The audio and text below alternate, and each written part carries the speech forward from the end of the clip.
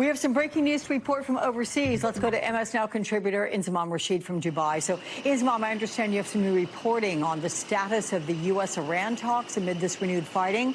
What have you found out?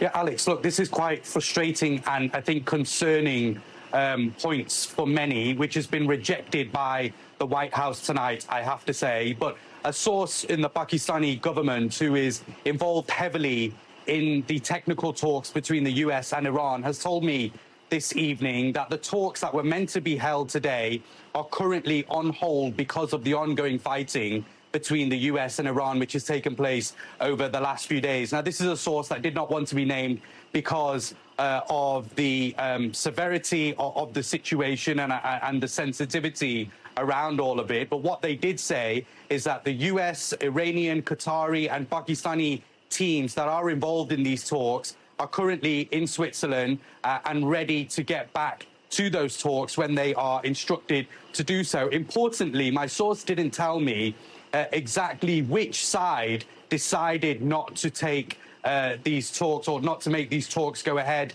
today, or whether in fact it was both sides that mutually agreed that. But as I mentioned, this has been rejected by the White House this evening. A senior Trump administration official has told us, saying nothing has been cancelled. Technical talks regarding the implementation of the MOU are on track for the coming days as planned, and deconfliction channels are up and running after the Lake Lucerne summit. So look, my source was suggesting that those talks were supposed to continue today, and as a result they are now on hold. But the White House clearly suggesting that they are still on track for over the next few days. The problem we've got now, though, Alex, is that on one side you've got the Iranian foreign minister who today has come out and very clearly said that Iran has full control over the Strait of Hormuz, and they will only allow ships through if they have got the access through Iran and they've got the permissions and they are taking the approved routes. Those ships that aren't getting the permission and aren't taking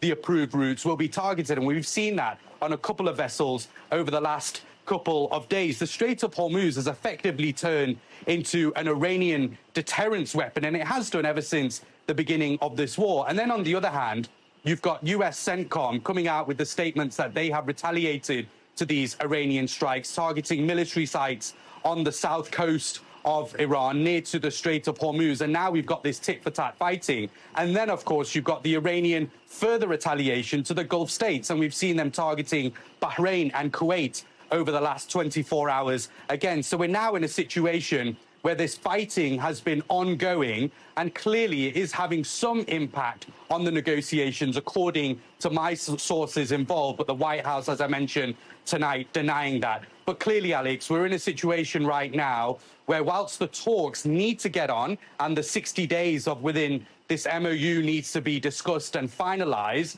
the days are clearly running out, and the fighting in this region is very much continuing. Alex. Yeah, this is an extraordinary development, and we're going to continue on it right now. Thank you so much, Inzamam, for that.